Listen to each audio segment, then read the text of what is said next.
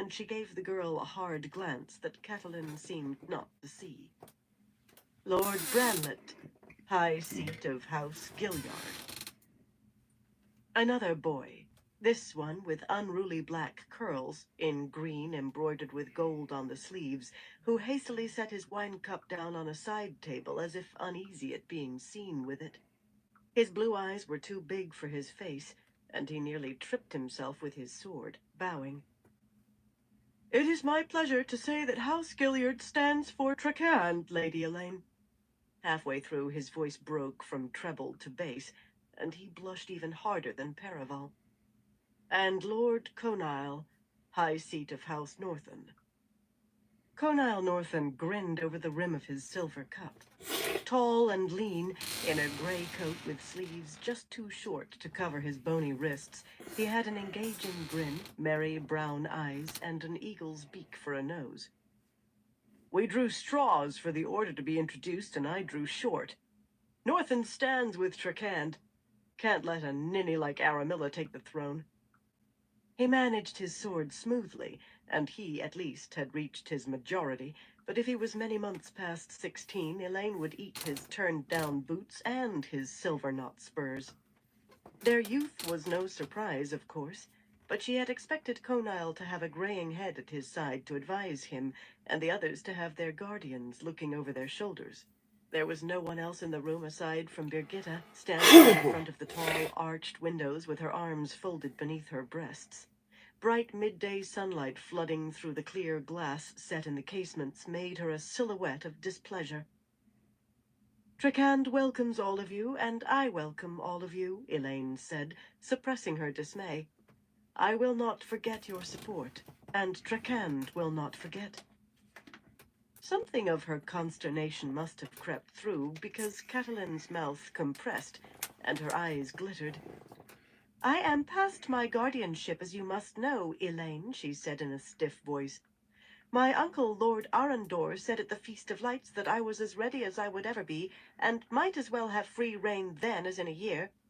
Truth, I think he wanted more time to go hunting while he still can. He has always loved hunting, and he's quite old." Once again she failed to see Diolin's frown. Arundor Haven and Diolin were roughly of an age.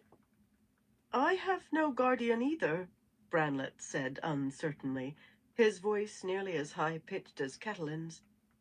Diolin gave him a sympathetic smile and smoothed his hair back from his forehead. It promptly fell forward again. "Maeve was riding alone, as she liked to do, and her horse stepped into a gopher hole," she explained quietly. "By the time anyone found her, it was too late. There has been some discussion over who's to take her place." "They've been arguing for 3 months," Branlet muttered. For a moment he looked younger than Paraval, a boy trying to find his way with no one to show him the path. "I'm not supposed to tell anyone that, but I can tell you. You're going to be the queen." Diolin put a hand on Paraval's shoulder, and he stood up straighter, though he still was shorter than she. "Lord Willin would be here with Lord Paraval, but the years have him bedridden. Age creeps up on us all, eventually." She shot another look at Catelyn, but the girl was studying Birgitta now, her lips pursed. "Willin said I was to tell you that he sends his good wishes, and also one he considers a son." "Uncle Willin told me to uphold the honor of Mantiar and of Andor," Paraval said, intent as only a child being serious could be. "I will try, Elaine. I will try very hard." "I'm sure you will succeed," Elaine told him, managing to put at least a little warmth into her tone. She wanted to chase them all out and ask Diolin some very pointed questions, but that could not right away. Whatever their ages, they were all the high seats of powerful houses, and she had to offer refreshment and at least a modicum of conversation before they went to change from their journey. "Is she really the Captain General of the Queen's Guards?" Catelyn asked, as Birgitta handed Elaine a thin blue porcelain cup of slightly darkened hot water. The girl spoke as though Birgitta was not there. Birgitta raised an eyebrow before leaving. but Catelyn seemed practiced in not seeing what she did not want to see. The wine cup in her plump hand gave off the sharply sweet aroma of spices. There was not so much as a drop of honey in Elaine's miserable excuse for tea. "Yes, and my warder, too," she said, politely, as ready as she would ever be. The girl probably thought it a compliment. She deserved a switching for pure rudeness, yet you could not switch a high seat, not when you needed her support. Catelyn's eyes flashed to Elaine's hands, but the great serpent ring did nothing to alter the coolness of her expression. "They gave you that? I had not heard you had been raised Aes Sedai. I thought the White Tower had sent you home when your mother died. Or perhaps because of the troubles in the tower we hear about. Imagine, Aes Sedai squabbling like farm wives at market.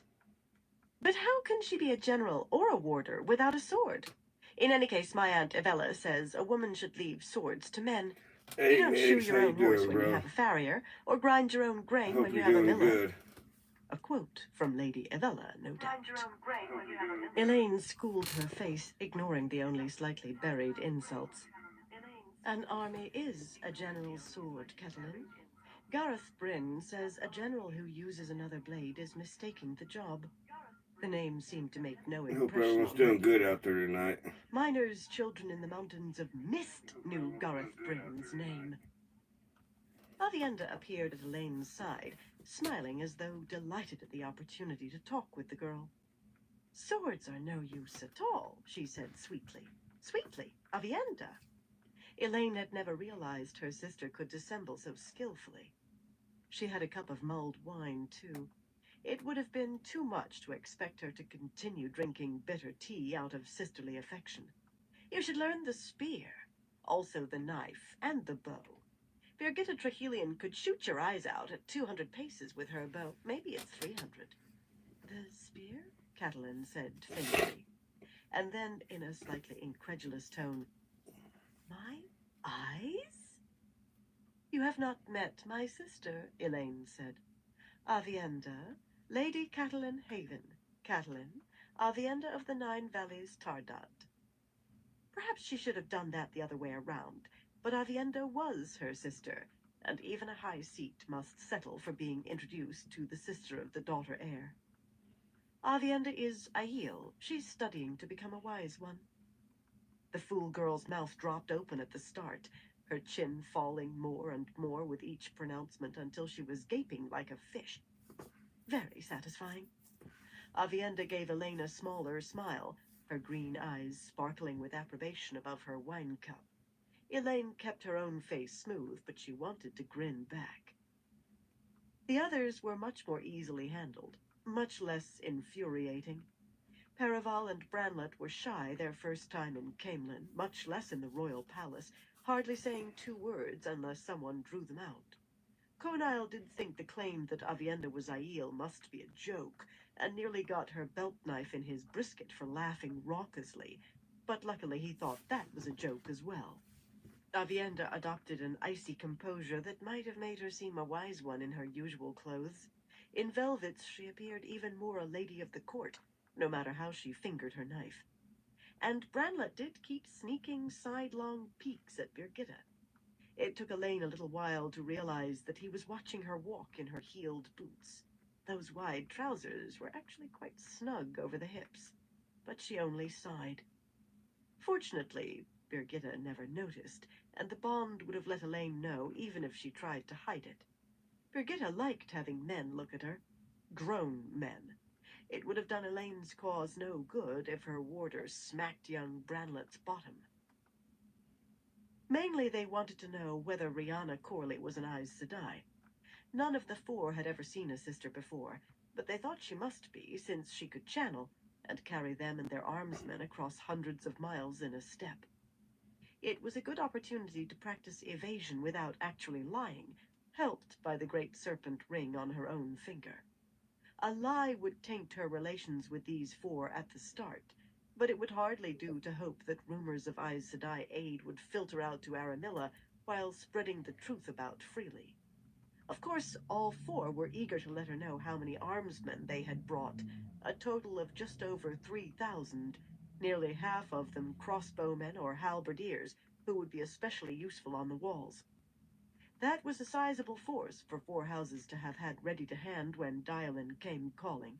But then no house wanted its high seat unguarded in these times. Kidnapping was not unheard of when the throne sat in question. Conile said as much, with a laugh. He seemed to find everything worth a laugh. Branlet nodded and scrubbed a hand through his hair. Elaine wondered how many of his numerous aunts, uncles, and cousins knew he was gone, and what they would do when they learned. If Dialin had been willing to wait a few days, Catelyn said, I could have brought more than 1,200 men. That was the third time in as many sentences that she had managed to point out that she had brought the largest contingent by a considerable margin. I have sent to all of the houses pledged to Haven, and I am the house pledged to Northen, Conile added, with a grin, of course. Northen may not summon as many swords as Haven or Trakand, or Mantiar, he put in with a bow to Perival. But whoever rides when the eagles call will be riding for Camelin. They will not ride very fast in winter, Perival said quietly, and astonishingly, since no one had spoken to him. I think that whatever we do, we will have to do it with who we have now. Conile laughed and cuffed the lad's shoulder and told him to buck up his spirits, because every man with a heart was on his way to Camelin to support the Lady Elaine. But Elaine studied Perival more closely. His blue eyes met hers for a moment without blinking before he shyly lowered his gaze. A boy, but he knew what he had ridden into better than Conile or Catelyn, who proceeded to tell them yet again how many armsmen she had brought, and how many Haven could call on, as if everyone there except Avienda did not know exactly how many rode to each house's summons, in trained soldiers and farmers who had carried a halberd or pike in some war, and village men who could be drafted at need. Close enough to exactly, anyway. Lord Willin had done good work with young Perival. Now she had to keep it from going to waste. Eventually it was time to exchange kisses, with Branlet blushing to his hair and Perival blinking bashfully when Elaine bent to him, and Conile vowing never to wash his cheek. Catelyn returned a surprisingly hesitant peck to Elaine's cheek, as if it had just occurred to her that she had consented to placing Elaine above her. But after a moment she nodded to herself, cool pride settling back on her like a mantle. Once the four were handed over to the maids and serving men who would take them to the apartments that Elaine hoped the first maid had had time to ready, Dialin refilled her wine cup and settled herself in one of the tall carved chairs with a weary sigh. As fine a week's work as I've ever done, if I do say so myself. I got Candread out of the way straight off. I never thought Danine would be able to make up her mind, and it only took an hour to prove me right, though I had to stay 3 to keep from offending her. The woman must keep in bed till noon from being unable to decide which side of the mattress to climb down from. The rest were ready to see sense with only a little convincing. No one with any sense wants to risk Aramilla gaining the throne. For a moment she frowned at her wine, then fixed Elaine with a steady look. She never hesitated to speak her mind, whether or not she thought Elaine would agree, and plainly she intended to do so now. It may have been a mistake to pass these kinswomen off as Aes Sedai, however side-mouthed we've been about it. The strain may be too much to ask of them, and it puts us all at risk. This morning, for no reason I could make out, Mistress Corley was staring and gaping like a goose girl come to the city. I think she almost failed at weaving the gateway to bring us here. That would have been wonderful, everyone lined up to ride through a miraculous hole in the air that never materialized, not to mention that it would have stuck me in Catelyn's company for the light knows how long. Odious child. There's a good mind there if someone took her in hand for a few years, but she has a double dose of the viperous Haven tongue. Elaine gritted her teeth. She knew how cutting Havens could be. The whole family took pride in it. Catelyn obviously did. And she was tired of explaining what on this day could frighten any woman who could channel. She was tired of being reminded of what she was trying to ignore. That bloody beacon was still blazing in the west, an utter impossibility both for its size and its duration. The thing had been unchanging for hours. Anyone who channeled for this long without a rest must have fallen over with exhaustion by now. And Rand Bloody Althor was right there in the heart of it. She was certain of that. He was alive, but that only made her want to slap his face for putting her through this. Well, his face was not there, but Birgitta slammed her silver cup down on a side table so hard that wine flew everywhere. Some laundress was going to sweat to take that stain out of her coat sleeve. A maid would labor for hours to restore the side table's polish. Children, she barked. People are going to die because of the decisions they make, and they're flaming children, Conile worst of all. You heard him, Dialin. He wants to challenge Aramilla's champion like Arthur Bloody Hawkwing.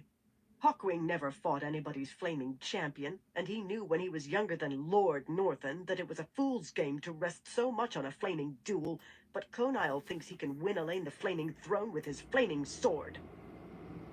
Birgitta Trahelion is right, Avienda said fiercely. Her hands were fists gripping her skirts. Conile Northen is a fool, but how could anyone follow those children into the dance of spears? How could anyone ask them to lead?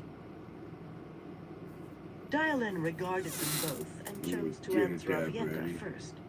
She was plainly bemused by Avienda's garb, but then she was bemused by Avienda and Elaine adopting one another as sisters, by Elaine having an Aiel friend in the first place.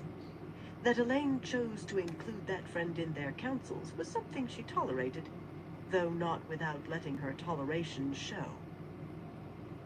I became house seat of Taravin at 15, when my father died in a skirmish on the Altaran marches. My two younger brothers died fighting cattle raiders out of Murundi that same year. I listened to advisors, but I told Taravin riders where to strike, and we taught the Altarans and the Murundians to look elsewhere for their thieving. The times choose when children must grow up, Avienda, not we. And in these times, a high seat who is a child cannot be a child any longer. As for you, Lady Birgitta, she went on in a drier voice, your language is, as ever, pungent. She did not ask how Birgitta presumed to know so much of Arthur Hawkwing, things no historian knew, but she studied her appraisingly. Branlet and Perival will take guidance from me, and so will Catelyn, I think, much as I regret the time I'll have to spend with the girl. As for Conile, he's hardly the first young man to think he's invincible and immortal. If you can't keep him reined in as Captain General, I suggest you try walking before him. The way he was eyeing those breeches of yours, he'll follow anywhere you lead. Elaine shrugged off, a pure fury welling up in her. Not her fury, any more than it had been her anger at Dialin in the first place, or her anger at Birgitta splashing wine about. It was Birgitta's. She did not want to slap Rand's face. Well, she did, but that was beside the point. Light. Conile had been looking at Birgitta too? They are the high seats of their houses, Avienda. No one in their houses would thank me for treating them as less. Far from it. The men who ride for them will fight to keep them alive, but it is Perival and Branlet, Conile and Catelyn they ride for, not me, because they are the high seats. Avienda frowned and folded her arms as though pulling a shawl around herself, but she nodded. Abruptly and reluctantly, no one rose to such prominence among the Aiel without years of experience and the approval of the wise ones, but she nodded. Birgitta, you will have to be with them, Captain General. White hair wouldn't necessarily make it easier, and it definitely wouldn't make it easier to deal with. They'll have their own opinions, and with years of experience and weight, most likely they'd be 10 times as certain they knew what needs to be done better than you do. Or than I do. She made a great effort to keep her tone clear of sharpness, and no doubt Birgitta felt the effort. At least the flow of rage through the bond suddenly diminished. It was only tamped down, not gone. Birgitta enjoyed having men look, at least when she wanted them to look, but she very much did not like anyone saying she was trying to attract their attention. Yet even so, she knew the danger to both of them of letting their emotions run too high. Diamond had begun sipping at her wine, still studying Birgitta. Only a bare handful knew the truth that Birgitta desperately wanted to keep hidden, and Dialin was not among them. Yet Birgitta had been careless enough, a slip of the tongue here, a slip there, that the older woman was certain that some mystery hid behind Birgitta's blue eyes. The light only knew what she would think if she solved that riddle. As it was, the two were oil and water. They could argue over which way was up, and certainly over everything else. This time Dialin clearly thought she had won, foot and horse. Be that as it may, Dialin, Elaine continued, I would have been more pleased if you had brought their advisors with them. What's done is done, but Branlet troubles me in particular. If Gilliard accuses me of kidnapping him, matters become worse than they were, not better. Dialin waved that away. You don't know the Gilliards well, do you? The way they squabble among themselves, they may not notice the boy is gone before summer. And if they do, none will repudiate what he's done. None of them will admit they were so busy in arguing over who's to be his guardian that they forgot to keep an eye on him. And second, none of them will admit they weren't consulted beforehand. In any event, Gilliard would stand for Zaida before standing for Marn, and they don't like Aran or Sarand much better. I hope you're right, Dialin, because I'm appointing you to deal with any angry Gilliards who appear. And while you're advising the other three, you can keep a thumb on Conile so he doesn't do anything completely harebrained. For all her talk, the first suggestion made Dialin wince slightly. The second made her sigh. It made Birgitta laugh out loud. If you have any problems, I'll lend you a pair of breeches and some boots and you can walk for him. Some women, Dialin murmured into her wine, can make a fish bite by crooking a finger, Lady Birgitta. Other women have to drag their bait all over the pond. Avienda laughed at that, but Birgitta's anger began to edge upward in the bond. A wave of cold air swept into the room as the door opened, and Rosoria entered, coming to a stiff attention. The first maid and the first clerk have come, my Lady Elaine, she announced. Her voice faltered at the end as she caught the mood in the room. A blind goat could have caught it, with Dialin smug as a cat in the creamery and Birgitta scowling at her and Avienda both, and Avienda choosing this moment to remember that Birgitta was Birgitta Silverbow, which on this occasion made her stare at the floor, as abashed as if she had been laughing at a wise one. Now and again Elaine wished her friends could all get on as well as she and Avienda did, but somehow they managed to rub on together, and she supposed that was really all she could ask from real people. Perfection was a thing for books and gleemen's stories. Send them in, she told Rosoria, and don't disturb us unless the city is under attack. Unless it is important, she amended. In stories, women who gave orders like that were always setting themselves up for disaster. Sometimes there were lessons in stories, if you looked for them. Chapter 14. What Wise Ones Know. Halwyn Norrie, the first clerk, and Rena Harfor, the first maid, entered together, him making a jerky, unpracticed bow, and her a graceful curtsy that was neither too low nor too shallow. They could not have been more different. Mistress Harfor was round-faced and regally dignified, her hair in a neat grey bun atop her head. Master Norrie tall and gawky as a wading bird, with his little remaining hair sticking up behind his ears like sprays of white feathers. Each carried an embossed leather folder stuffed with papers, but she held hers at her side as if not to rumple her formal scarlet tabard, unwrinkled as it always seemed to be, no matter the hour or how long she had been on her feet, while he clutched his folder to his narrow chest as if to hide old ink stains, of which several spotted his tabard, including a large blot that made the white lion's tail end in a black tuft. Courtesies done, they immediately put a little distance between them, each not quite watching the other. As soon as the door closed behind Rasoria, the glow of Sidar sprung up around Avienda, and she wove a ward against eavesdropping that clung to the walls of the room. What was said between them was now as safe as they could make it, and Avienda would know if anyone even tried to listen with the power. She was very good with this sort of weave. "Mistress Harfor," Elaine said, "if you will begin." She did not offer wine or seats, of course. Master Nori would have been shocked to his toenails by such a lapse in the proprieties, and Mistress Harfor might well have been offended. As it was, Nori twitched and glanced sideways at Rena, and her mouth thinned. Even after a week's meetings, their dislike for giving their reports where the other could hear was palpable.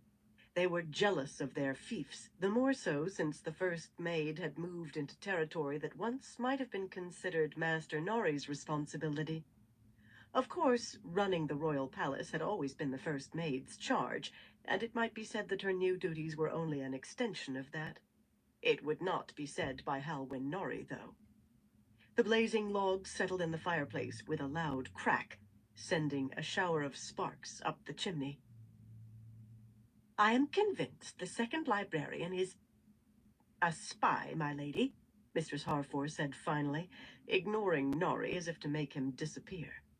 She had resisted letting anyone else know that she was searching out spies in the palace, yet the first clerk knowing seemed to grate on her worst of all. His only authority over her, if such it was, came from paying the palace accounts, and he never questioned an expenditure, but even that little was more than she wished. "Every 3 or 4 days, Master Harnder visits an inn called the Hoop and Arrow, supposedly for the ale made by the innkeeper, one Millis Fendry. But Mistress Fendry also keeps pigeons, and whenever Master Harnder visits, she sends off a pigeon that flies north. Yesterday, 3 of the Aes Sedai staying at the Silver Swan found reason to visit the Hoop and Arrow, though it caters to a much poorer crowd than the Swan. They came and went, hooded, and were closeted with Mistress Fendry in private for over an hour. All 3 are brown Aja. I fear that indicates Master Harnder's employer." Hairdressers, footmen, cooks, the master cabinet maker, no fewer than 5 of Master Nori's clerks, and now one of the librarians. Leaning back in her chair and crossing her legs, Dylan glowered sourly. "Is there anyone we won't eventually learn is a spy, Mistress Halfor?" Nori stretched his neck uncomfortably. He took the malfeasance of his clerks as a personal affront. "I have hopes I may be reaching the bottom of that barrel, my lady," Mistress Harfor said complacently. Neither spies nor the high seats of powerful houses ruffled her. Spies were pests she intended to rid the palace of as surely as she kept it clear of fleas and rats, though she had been forced to accept Aes Sedai aid with rats recently, while powerful nobles were like rain or snow, facts of nature to be endured until they went away, but nothing to get flustered over. There are only so many people who can be bought, and only so many can afford to buy or want to. Elaine tried to picture Master Harnder, but all she could bring up in her mind was vague, a chubby, balding man who blinked incessantly. He had served her mother, and, as she recalled, Queen Mordrellin before that. No one commented on the fact that it seemed he also served the Brown Aja. Every ruler's palace between the spine of the world and the Arith Ocean contained the tower's eyes and ears. Any ruler with half a brain expected it. Doubtless the Shanshan would soon be living under the White Tower's gaze too, if they were not already. Rena had discovered several spies for the Red Aja, assuredly legacies of the large island Camelin. But this librarian was the first for another Aja. Elida would not have liked other Ajas knowing what went on in the palace while she was advisor to the Queen. "A pity we have no further stories we want the Brown Aja to believe," she said lightly. A great pity they and the Reds knew about the kin. At best, they had to know there were a large number of women in the palace who could channel, and it would not take them long to figure out who they were. That would create any number of problems down the road, yet those difficulties did lie somewhere in the future. "Always plan ahead," Lini used to say, "but worry too hard over next year and you can trip over tomorrow." Watch Master Harnder and try to find out his friends. That will have to suffice for the time being. Some spies depended on their ears, either to hear gossip or listen at doors. Others lubricated tongues with a few friendly cups of wine. The first part of counteracting a spy was to find out how he learned what he sold. Avienda snorted loudly, and spreading her skirts, started to sit down on the carpet before realizing what she wore. With a warning glance at Dialin, she perched stiffly on the front edge of a chair instead, the picture of a court lady with her eyes flashing. Except that a lady of the court would not have checked the edge of her belt knife with a thumb. Left to her own devices, Avienda would slit every spy's throat as soon as it could be stretched for the knife. Spying was a vile business in her view, no matter how often Elaine explained that every spy found was a tool that could be used to make her enemies believe what she wanted. Not that every spy necessarily worked for an enemy. Most of those the first maid had uncovered took money from more than one source, and among those she had identified were King Roadron of Murundi, various Tyran high lords and ladies, a handful of Kyrianan nobles, and a fair number of merchants. A good many people were interested in what happened in Camelin, whether for its effect on trade or other reasons. Sometimes it seemed that everyone spied on everyone else. "Mistress Harfor," she said, "you haven't found any eyes and ears for the Black Tower." Like most people who heard the Black Tower mentioned, Dialin shivered and took a deep drink of her wine, but Rena just grimaced faintly. She had decided to ignore the fact that they were men who could channel, since she could not change matters. To her, the Black Tower was an annoyance. "They haven't had time, my lady. Give them a year and you'll find footmen and librarians taking their coin, too." "I suppose I will." Dreadful thought. "What else do you have for us today?" "I've had a with John Skellet, my lady. A man who turns his coat once is often amenable to turning it again, and Skellet is." Skellet, a barber, was in the pay of House Aron, which for the present made him Aramilla's man. Birgitta bit off an oath in mid-word. For some reason she tried to watch her language around Rena Harfor, and spoke in a pained voice. "You had a word with him? Without asking anyone?" Dialin was under no compunctions regarding the first maid, and she muttered, "Mother's milk in a cup." Elaine had never heard her use an obscenity before. Master Nori blinked and almost dropped his folder, and busied himself with not looking at Dialin. The first maid, however, merely paused until sure she and Birgitta were done, then went on calmly. "The time seemed ripe, and so did Skellet. One of the men he hands his reports to left the city and hasn't returned yet, while it appears the other broke his leg. The streets are always icy where a fire has been put out." She said that so blandly it seemed more than likely she had engineered the man's fall somehow. Hard times uncovered hard talents in the most surprising people. "Skellet is quite agreeable to carrying his next communication out to the camps himself. He saw a gateway made, and he won't have to pretend terror." You would have thought she herself had been seeing merchants' wagons rumble out of holes in the air for her entire life. "What's to stop this boy from keeping on running once he's outside the city?" Birgitta demanded irritably, beginning to pace in front of the fire with her hands clasped behind her. Her heavy golden braid should have been bristling. "If he goes, Aron will hire somebody else, and you'll have to hunt him out all over again. Light Aramilla must have heard of the gateways almost as soon as she arrived, and Skellet has to know it." It was not the thought of Skellet escaping that irritated her, or not only that. The mercenaries thought they had been hired to stop soldiers, but for a few silvers they would allow one or two to slip through the gates by night in either direction. One or two could do no harm, as they saw matters. Birgitta did not like being reminded of that. "Greed will stop him, my lady," Mistress Harfor replied calmly. "The thought of earning gold from the Lady Elaine, as well as from Lady Nayan, is enough to make the man breathe hard. It's true Lady Aramilla must already have heard of the gateways, but that only adds credit to Skellet's reason for going in person. And if his greed is great enough for him to try earning still more gold by turning his coat a third time," Dialin said, "he could cause a great deal of mischief, Mistress Harfor." Rena's tone became a little crisper. She would never step over the boundaries, but she disliked anyone thinking her careless. Lady Nayan would have him buried under the nearest snowdrift, my lady, as I made certain he is aware. She has never been patient, as I am sure you are aware. In any case, the news we get from the camps is quite sparse, to say the least, and he might see a few things we would like to know.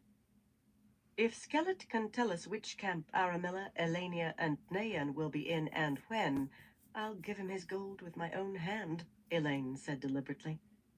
Elenia and Nayan stayed close to Aramilla, or she kept them close, and Aramilla was much less patient than Nayan, much less willing to believe that anything could function without her presence. She spent half of each day riding from camp to camp, and never slept in the same 2 nights running as far as anyone could learn. That is the only thing he can tell us of the camps that I want to know. Rena inclined her head. As you say, my lady, I will see to it.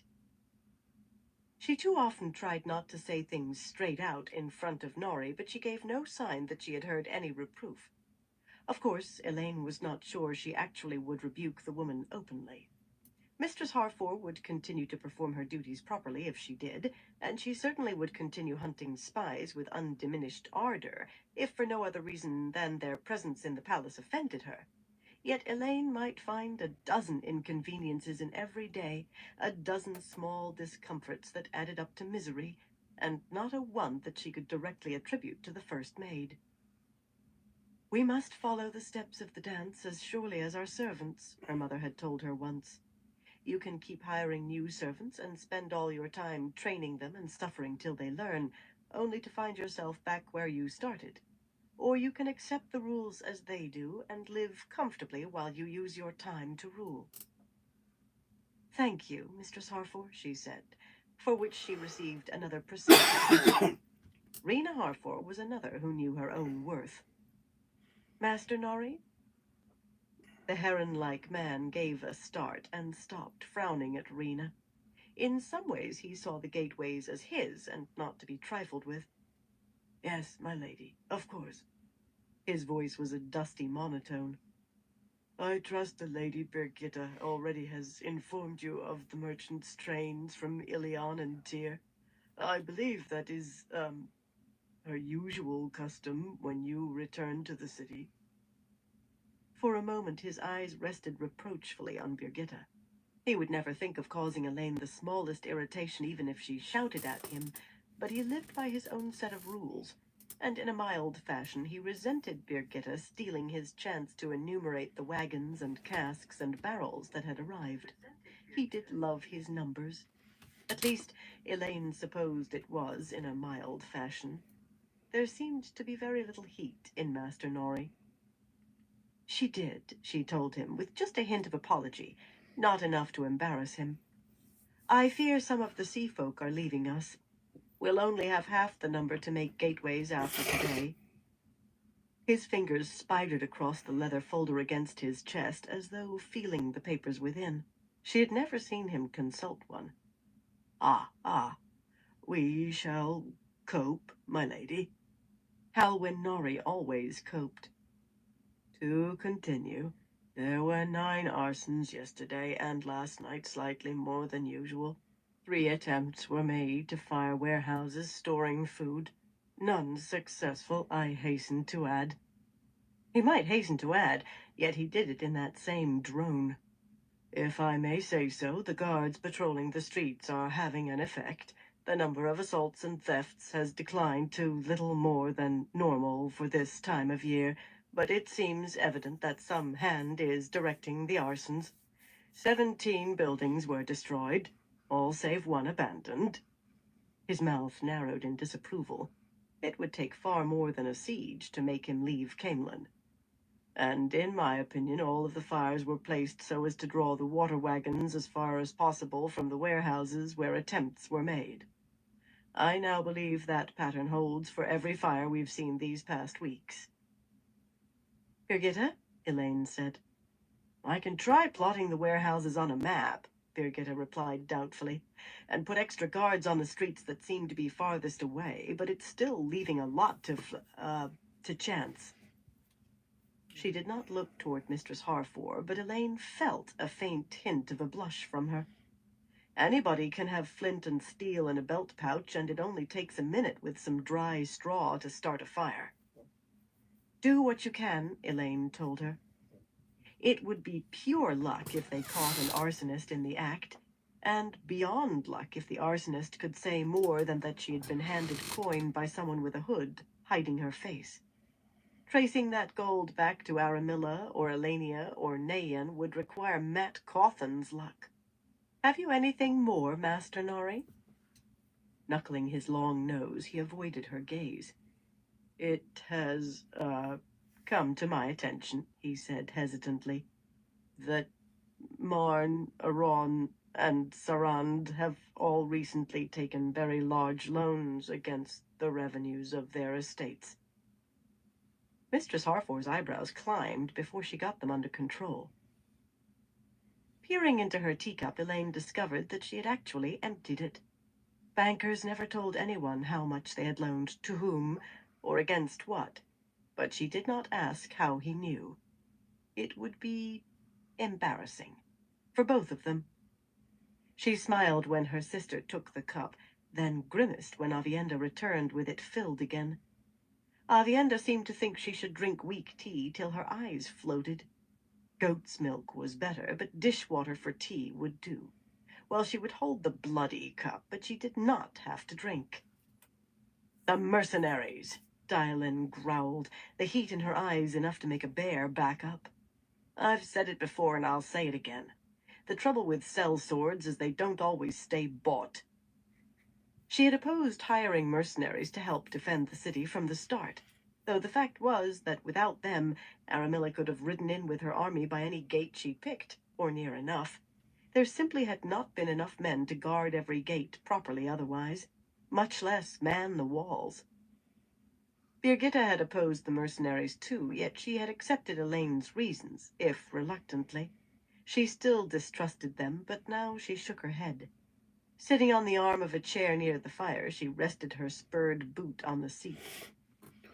Mercenaries have a concern for their reputations, if not their honor. Changing sides is one thing.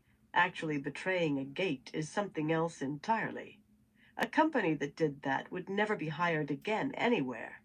Aramilla would have to offer enough for a captain to live the rest of his life like a lord, and at least convince his men they'd be able to as well. Nari cleared his throat. Even that sounded dusty somehow. It seems they may have borrowed against the same revenues twice or even 3 times. The bankers, of course, are unaware of this as yet. Birgitta began to curse, then cut herself off. Dylan scowled at her wine hard enough to make it turn sour. Avienda squeezed Elaine's hand, just a quick pressure quickly released. The fire crackled in a shower of sparks, some nearly reaching the carpets. The mercenary companies will have to be watched. Elaine raised a hand to forestall Birgitta. The other woman had not opened her mouth, but the bond shouted volumes. You will have to find the men for it somewhere. Light. They seem to be guarding against as many people inside the city as outside. It shouldn't take that many, but we need to know if they start to act strangely or secretively, Birgitta. That might be our only warning. I was thinking what to do if one of the companies does sell out, Birgitta said wryly. Knowing won't be enough unless I have men to rush to any gate I think is going to be betrayed. And half the soldiers in the city are mercenaries. Half the rest are old men who were living on their pensions a few months gone. I'll shift the mercenaries' postings at irregular intervals. It will be harder for them to betray a gate if they can't be sure where they'll be tomorrow, but that doesn't make it impossible. Protest how she would that she was no general, she had seen more battles and sieges than any 10 generals living, and she knew very well how these matters unfolded. Elaine almost wished she had wine in her cup. Almost. Is there any chance the bankers will learn what you have, Master Nori, before the loans come due? If they did, some might decide they preferred Aramilla on the throne. She could strip the country's coffers to repay those loans then. She might even do it. Merchants rode the political winds, whichever way they blew. Bankers had been known to attempt to influence events. In my opinion, it is unlikely, my lady. They would have to, ask the right questions of the right people, but bankers are normally, close-mouthed with one another. Yes, I think it unlikely, for the time being. There was nothing to be done in any case, except to tell Birgitta there might be a new source for assassins and kidnappers. Only, given her hard expression and a sudden grimness in the bond, she had already realized that. There would be little chance of keeping the bodyguard under 100 women now, if there ever had been. "Thank you, Master Nori," Elaine said. "You've done well, as always.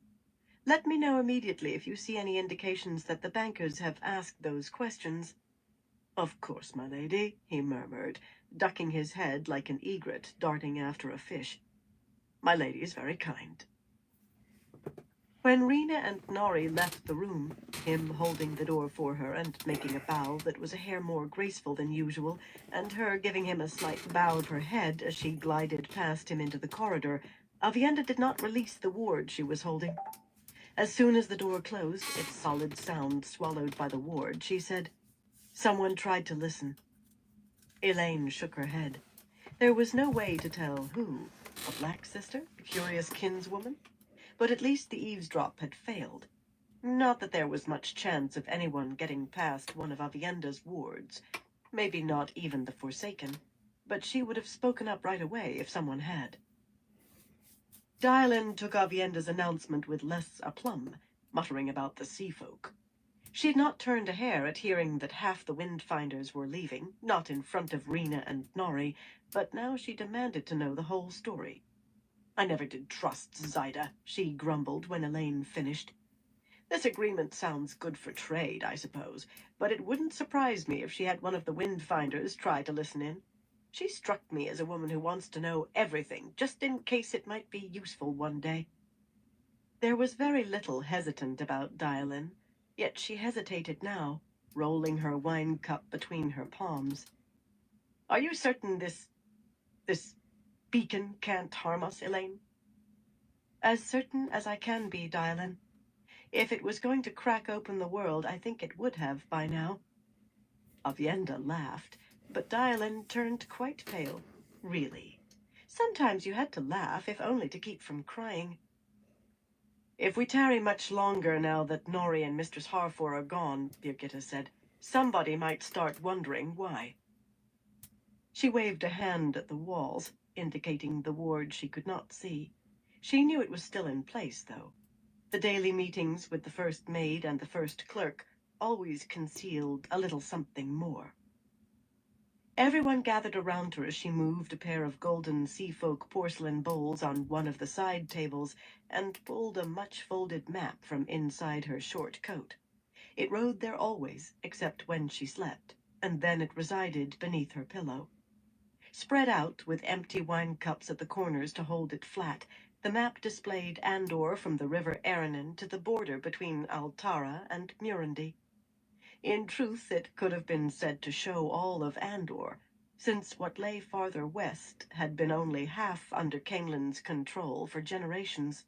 It had hardly been a masterpiece of the mapmaker's art to begin with, and creases obscured much of the detail, but it showed the terrain well enough, and every town and village was marked, every road and bridge and ford. Elaine set her teacup down at arm's length from the map to avoid spilling on it and adding more stains, and to rid herself of the wretched excuse for tea.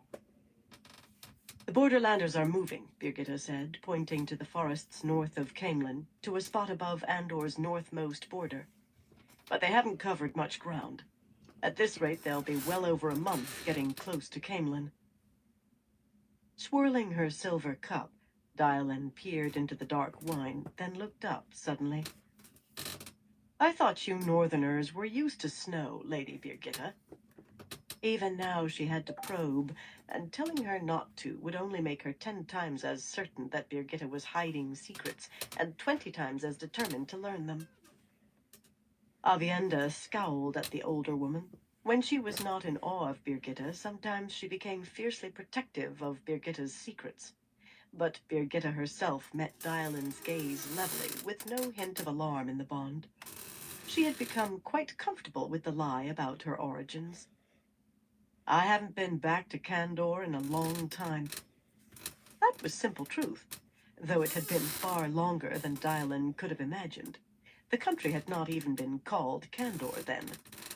But no matter what you're used to, moving 200,000 soldiers, not to mention the light alone knows how many camp followers, is slow going in winter.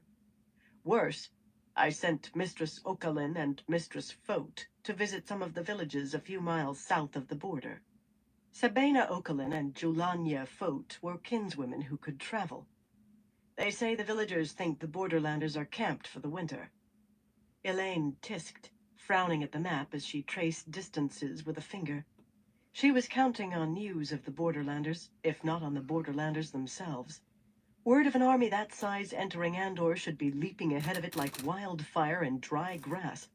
No one but a fool could believe they had marched all those hundreds of leagues to try conquering Andor.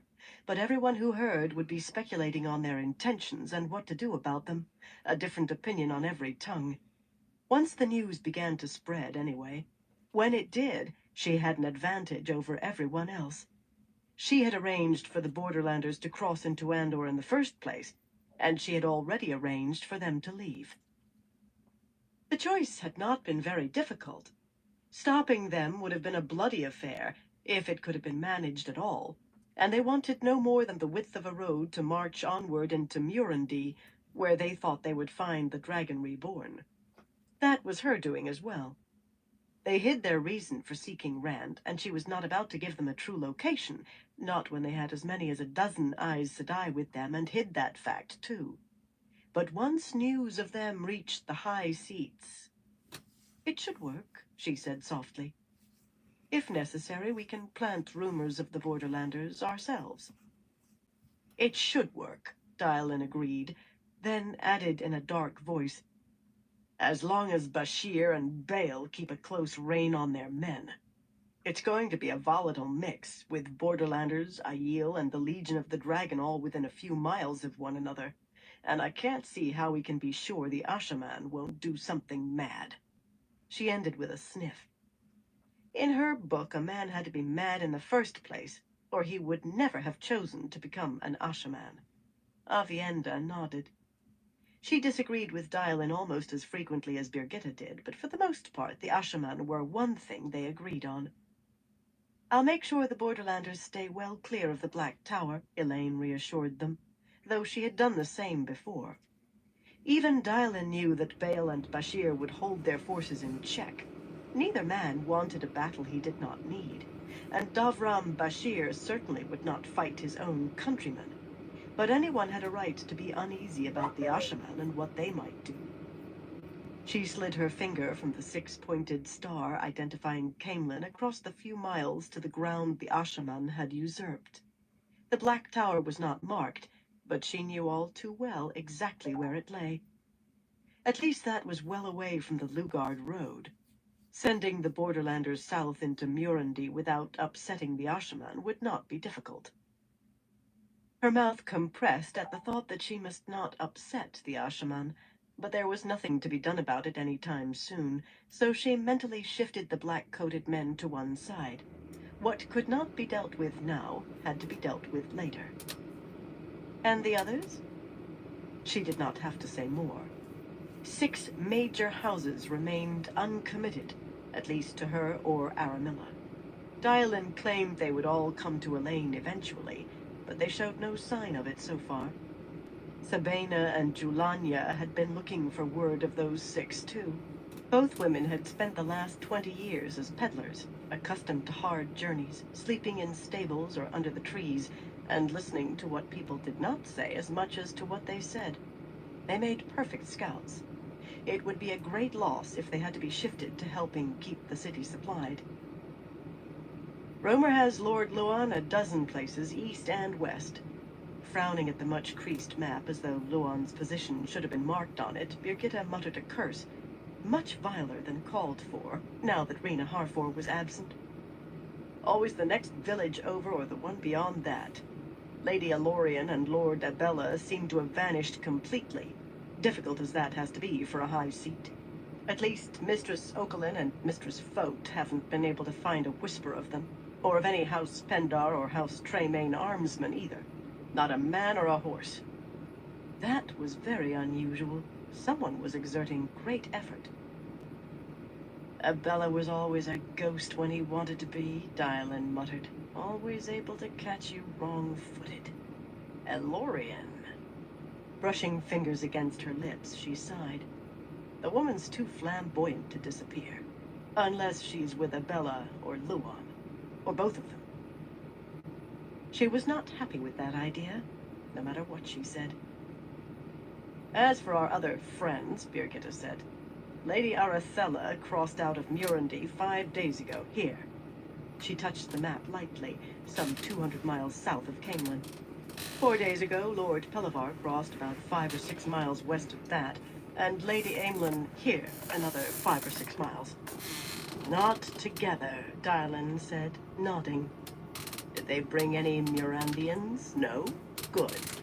They could be moving to their estates, Elaine. If they move further apart, we'll know for certain.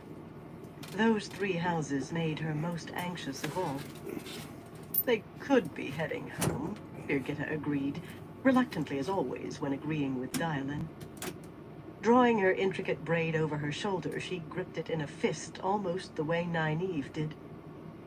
The men and horses must be worn out after marching into Murundi in winter, but all we can be sure of is that they're on the move. Avienda snorted. With her in elegant velvets, it was a startling sound. Always assume your enemy will do what you do not want. Decide what you least want them to do and plan on that. Aemlyn, Arethella, and Pelivar aren't enemies, Dylan protested weakly. Wherever she believed their allegiance would fall in time, those 3 had announced their support of Dylan herself for the throne. Elaine had never read of any queen being forced onto the throne. That sort of thing might not have made it into the histories in any case. Yet Aemlyn, Arethella, and Pelivar seemed willing to try, and not for hope of power for themselves. Dylan did not want the throne, but she would hardly be a passive ruler. The simple fact was that Morgase Trakan's final year had been marred by blunder after blunder, and few knew or believed that she had been a captive of one of the Forsaken during that time. Some houses wanted anyone except another Trakan on the throne, or thought they did. What is the last thing we want them to do? Elaine said. If they disperse to their estates, then they are out of it until spring at the earliest, and everything will be decided by then. The light willing it would. But if they continue on to Camelin? Without the Murundians, they don't have enough armsmen to challenge Aramilla. Studying the map, Birgitta rubbed her chin. If they don't know by now that the Aiel and the Legion of the Dragon are staying out of this, they'll have to learn of it soon, but they'll want to be careful. None of them seems foolish enough to provoke a fight they can't win when they don't have to. I'd say they'll camp somewhere to the east or southeast where they can keep an eye on events and maybe influence what happens. Downing the last of her wine, which must have been cold by now, Dylan exhaled heavily and walked over to fill her cup again. If they come to Camelin, she said in a leaden tone, then they are hoping that Luan or Abella or Elorian will join them. Perhaps all 3. Then we must figure out how to stop them reaching Camelin before our plans come to fruit, without making them permanent enemies. Elaine worked to make her voice as sure and firm as Dylan's was dull. And we must plan what to do in case they arrive here too early. If that happens, Dylan, you will have to convince them the choice is between me and Aramilla. Otherwise, we'll be in a tangle we may never straighten out, and all of Andor in it with us. Dylan grunted as if she had been punched. The last time the great houses split evenly among 3 claimants for the Lion Throne had been nearly 500 years ago, and 7 years of open war followed before a queen was crowned. The original claimants were all dead by that point. Without thinking, Elaine picked up her teacup and took a sip. The tea had gone cold, but honey exploded on her tongue. Honey? She looked at Avienda in astonishment, and her sister's lips quirked in a small smile. A conspiratorial smile, as if Birgitta did not know exactly what had happened. Even their strangely enhanced bond did not extend to her tasting what Elaine did, yet she'd surely felt Elaine's surprise and pleasure on tasting the tea. Planting fists on hips, she adopted a censorious look. Or rather, she tried to. Despite all she could do, a smile crept onto her face, too. Abruptly, Elaine realized that Birgitta's headache was gone. She did not know when it had vanished, but it certainly was not there any longer. Hope for the best and plan for the worst, she said. Sometimes the best actually happens. Dial-in, unaware of the honey or anything except that they were all three grinning, harumphed loudly. And sometimes it doesn't happen. If your clever scheme comes off exactly as planned, Elaine, we won't have any need for Aemlyn or Elorian or the others, but it's a terrible gamble. All it takes to go wrong is... The left-hand door opened to admit a wave of cold and an apple-cheeked woman with icy eyes and the golden knot of an under-lieutenant on her shoulder. She might have knocked first, but if so, the ward had sealed off the sound. Like Rasoria, Saigon Sakurin had been a hunter for the Horn before joining Elaine's bodyguard. It seemed the guard had changed. The wise one Monaella wishes to see the Lady Elaine, Saigon announced, drawing herself up rigidly. Mistress Karistovan is with her.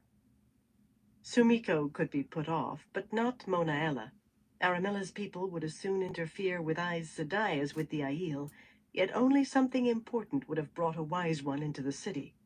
Birgitta knew that, too. She immediately began folding the map up again. Avienda let the warding dissipate and released the source.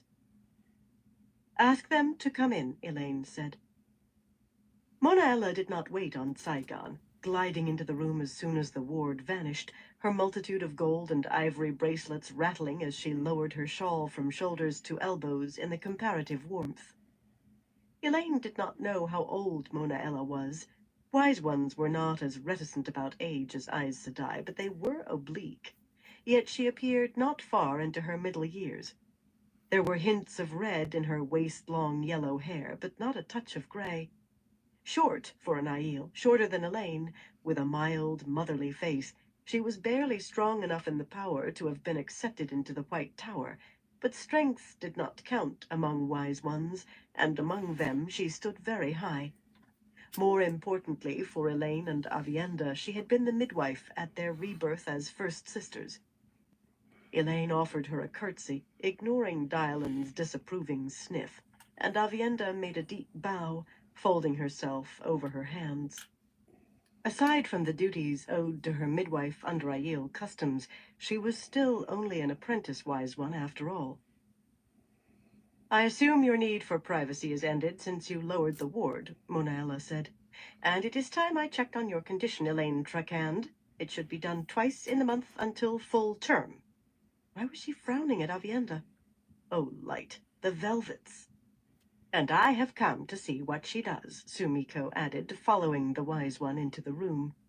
Sumiko was imposing, a stout woman with confident eyes, in well-cut, red-belted yellow wool, with silver combs in her straight black hair, and a red-enameled silver circle pin on the high neck of her dress. She might have been a noblewoman or a successful merchant. Once she had shown a certain diffidence, at least around Aes Sedai, but no longer. Not with Aes Sedai or soldiers of the Queen's Guards. You may go, she told Saigon. This doesn't concern you. Or with nobles, for that matter. You may leave too, Lady Dialin, and you, Lady Birgitta. She studied Avienda as if considering adding her to the list. Avienda may remain, Monaella said. She is missing a great many lessons, and she must learn this sooner or later. Sumiko nodded in acceptance of Avienda, but she kept a coolly impatient gaze on Dialin and Birgitta. Lady Dialin and I have matters to discuss, Birgitta said, stuffing the folded map back under her red coat as she started for the door. I'll tell you tonight what we've thought of, Elaine. Dylan gave her a sharp look, almost as sharp as the one she had given Sumiko, but she set her wine cup on one of the trays and made her courtesies to Elaine, then waited with visible impatience while Birgitta bent to murmur at length in Mona Ella's ear, and the wise one replied briefly, but just as quietly. What were they whispering about? Probably goat's milk. Once the door closed behind Saigon and the other two women, Elaine offered to send for more wine, since what was in the pitchers was cold, but Sumiko declined curtly, and Mona Ella politely, if rather absently. The wise one was studying Avienda with such intensity that the younger woman began to redden and looked away, gripping her skirts. You mustn't take Avienda to task about her clothes, Mona Ella, Elaine said. I asked her to wear them, and she did, as a favor to me. Pursing her lips, Mona Ella thought before answering. First sisters should give one another favors, she said finally. You know your duty to our people, Avienda. So far you have done well at a difficult task. You must learn to live in two worlds, so it is fitting that you become comfortable in those clothes. Avienda began to relax, until Mona Ella continued. But not too comfortable. From now on, you will spend every third day and night in the tents. You can return with me tomorrow. You have a great deal to learn yet before you can become a wise one, and that is as much your duty as is being a binding cord. Elaine reached out and took her sister's hand, and when Avienda tried to let go after one squeeze, she held on. After a brief hesitation, Avienda clung too. In a strange way, having Avienda there had comforted Elaine for the loss of Rand. She was not only a sister, but a sister who also loved him. They could share strength and make each other laugh when they wanted to cry, and they could cry together when that was needed. 1 night in 3 alone very likely meant 1 night in 3 weeping alone. Light! What was Rand doing? That awful beacon to the west was still blazing as strongly as ever, and she was certain that he was in the heart of it. Not one particle had changed in the bond with him, but she was certain.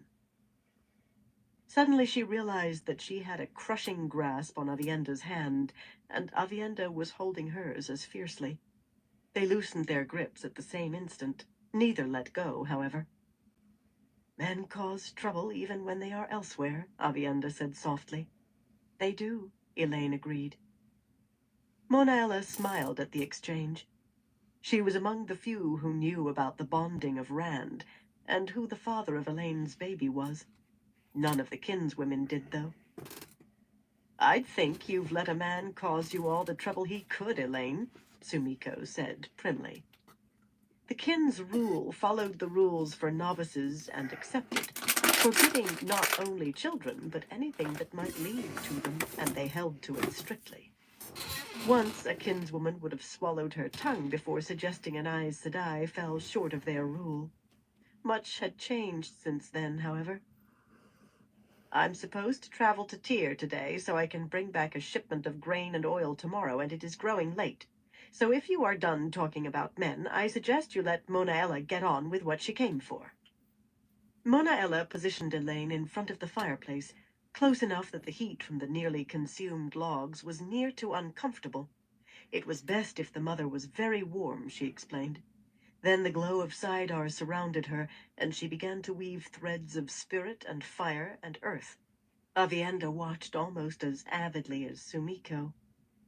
What is this? Elaine asked, as the weave settled around her and sank into her. Is it like delving? Every Aes Sedai in the palace had delved her, though only Marililla had sufficient skill with healing for it to be much use. But neither they nor Sumiko had been able to say much more than that she was with child. She felt a faint tingling, a sort of hum inside her flesh. Don't be silly, girl, Sumiko said absently. Elaine raised an eyebrow and even thought of waving her great serpent ring under Sumiko's nose, but the round-faced woman did not appear to notice. She might not have noticed the ring either. She was leaning forward, peering as though she could see the weave inside Elaine's body. The wise ones learned about healing from me.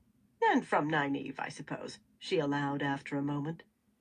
Oh, Nynaeve would have gone up like an illuminator's firework hearing that. But then Sumiko had outstripped Nynaeve long since. And they did learn the simple form from Aes Sedai. A snort like ripping canvas showed what Sumiko thought of the simple form, the only sort of healing Aes Sedai had known for thousands of years. This is something of the Wise One's own. It is called caressing the child, Mona Ella said in an abstracted voice. Most of her attention was focused on the weave. A simple delving to learn what ailed someone. It was simple, come to think, would have been finished by now, but she altered the flows, and the hum inside Elaine changed pitch, sinking deeper. It may be some part of healing, a sort of healing, but we have known this since before we were sent to the Threefold Land. Some of the ways the flows are used are similar to what Sumiko Karastovan and Nynaeve Almira showed us. In caressing the child, you learn the health of mother and child, and by changing the weaves, you can cure some problems of either. But they will not work on a woman who is not with child, or on a man, of course. The hum grew louder until it seemed everyone must be able to hear it. Elaine thought her teeth were vibrating. An earlier thought returned to her, and she said, "Will channeling hurt my child? If I channel, I mean. No more than breathing does." Mona Ella let the weave vanish with a grin. "You have two. It is too early to say whether they are girls or boys, but they are healthy, and so are you." Two. Elaine shared a wide smile with Avienda. She could almost feel her sister's delight. She was going to have twins. Rand's babies. A boy and a girl, she hoped, or two boys. Twin girls would present all manner of difficulties for the succession. No one ever gained the rose crown with everyone behind her. Sumiko made an urgent sound in her throat, gesturing toward Elaine, and Mona Ella nodded. "Do exactly as I did, and you will see." Watching Sumiko embrace the source and form the weave, she nodded again, and the round kinswoman let it sink into Elaine, letting out a gasp as if she felt the humming herself. "You will not have to worry about birthing sickness," Mona Ella went on, "but you will find that you have difficulty in channeling sometimes. The threads may slip away from you as though greased, or fade like mist, so you will have to try again and again to make the simplest weave or hold it. This may grow worse as your pregnancy progresses, and you will not be able to channel at all while in labor or giving birth, but it will come right after the children are born. You soon will become moody, too, if that has not already started, weepy one minute and snarling the next. The father of your child will be wise to step warily and keep his distance as much as he can." "I hear she's already snapped his head off once this morning," Sumiko muttered. Releasing the weave, she straightened and adjusted her red belt around her girth. "This is remarkable, Mona Ella. I never thought of a weave that could only be used on a pregnant woman." Elaine's mouth tightened, but what she said was, "You can tell all of that with this weave, Mona Ella?" It was best that people thought her babes were Doilan Mellars. Rand al'Thor's children would be targets, stalked for fear or advantage or hatred. But no one would think twice about Mellars, perhaps not even Mellar. It was for the best, and that was that. Mona Ella threw back her head, laughing so hard that she had to wipe a corner of her eyes with her shawl. "I knew this from bearing 7 children and having 3 husbands, Elaine Trakand. The ability to channel shields you from the birthing sickness, but there are other prices to pay. Come, Avienda, you must try too. Carefully now, exactly as I did." Eagerly, Avienda embraced the source. But before she had begun to weave a thread, she let Saidar go and turned her head to stare toward the dark-paneled wall, toward the west.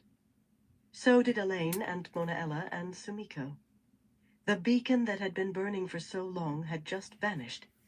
One instant it had been there, that raging blaze of Saidar, and then it was gone as if it had never existed.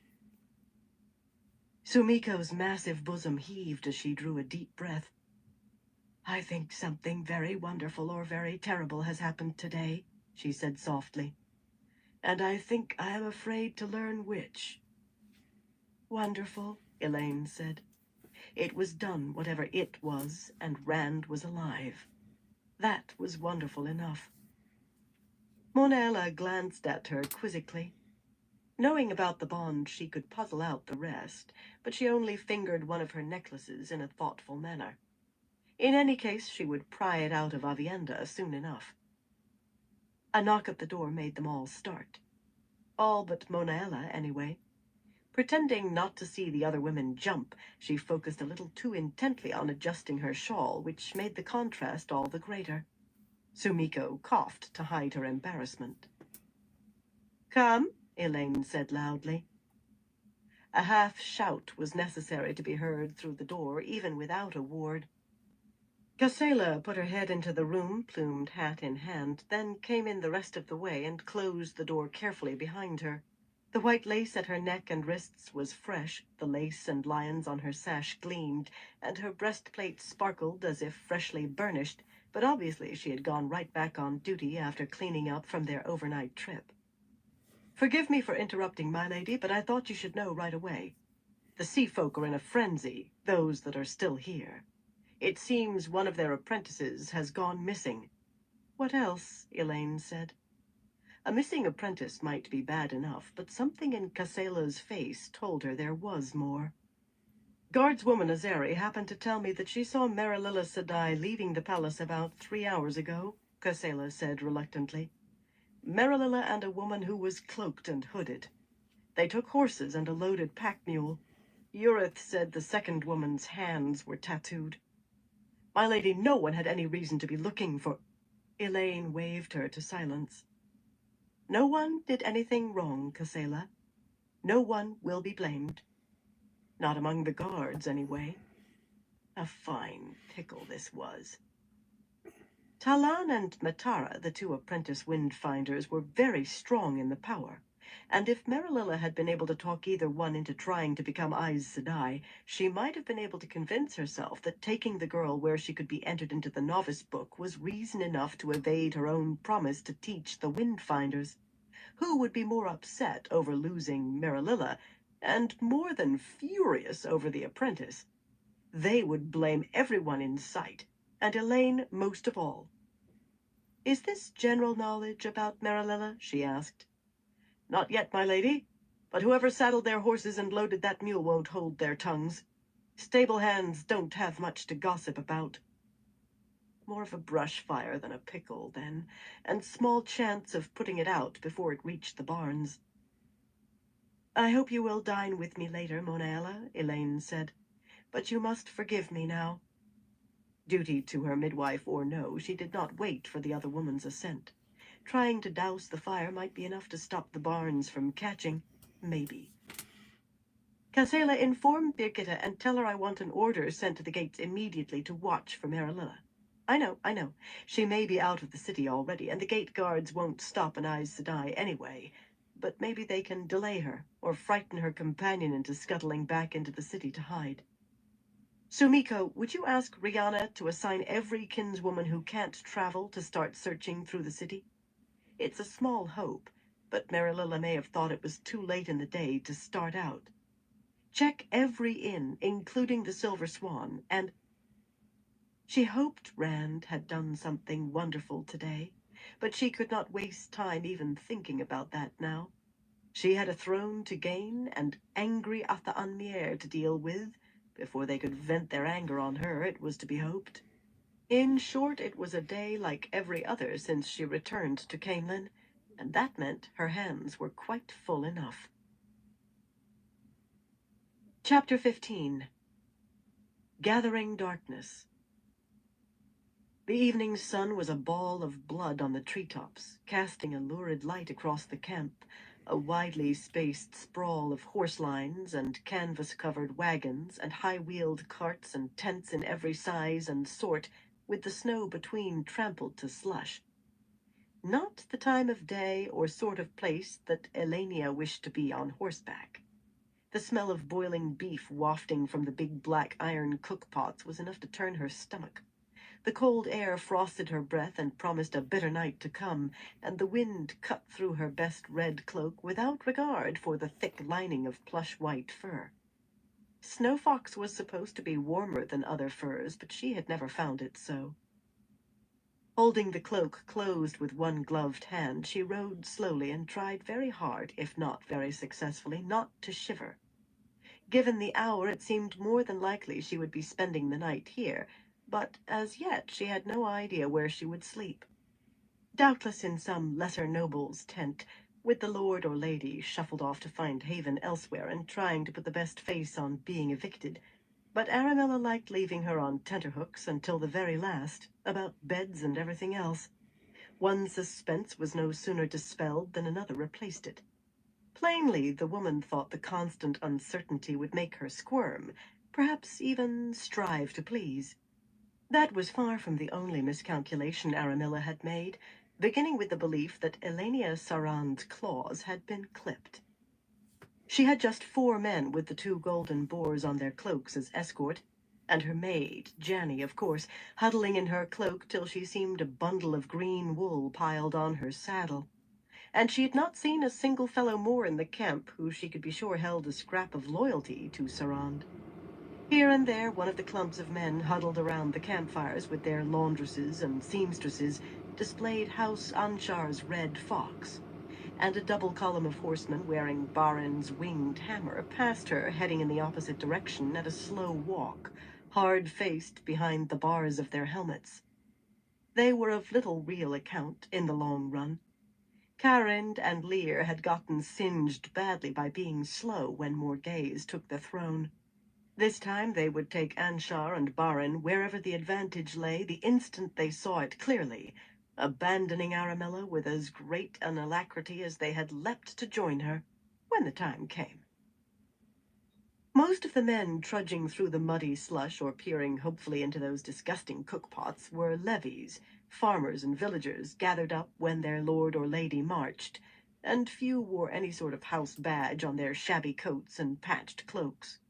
Even separating putative soldiers from farriers and fletchers and the like was near impossible, since nearly all had belted on a sword of some description, or an axe.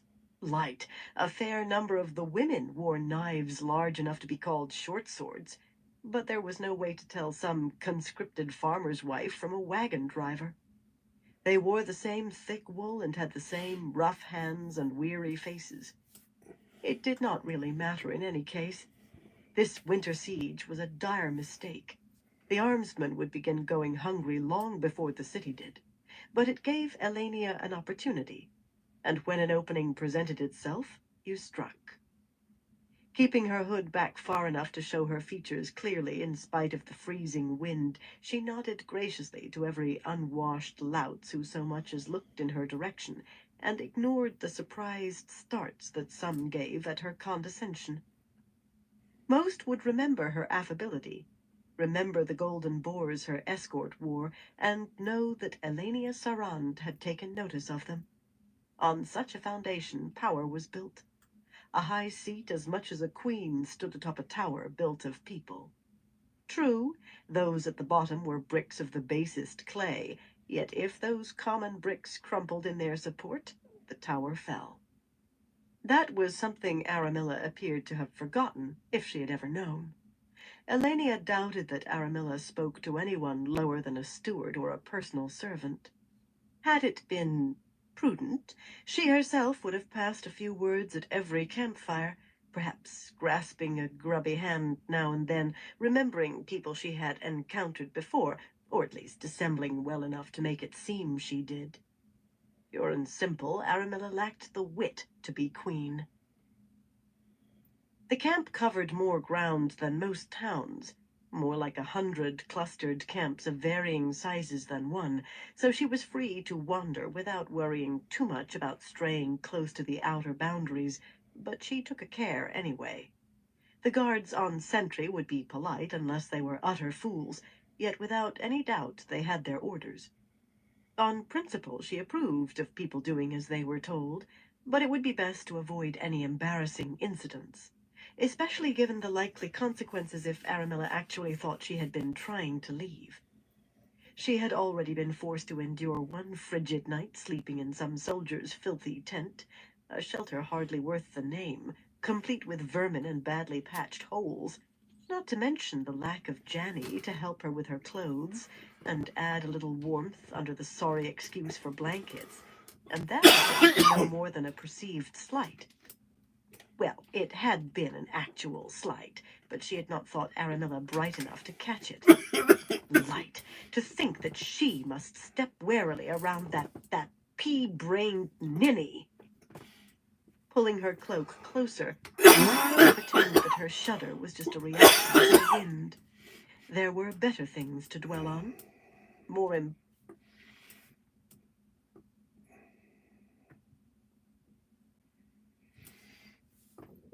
Alright, everyone. We got to call into this live for tonight. But I want to thank everyone for stopping by and everyone who continues to stop by. I definitely appreciate all y'all's support. Till next time, everyone. Y'all stay safe.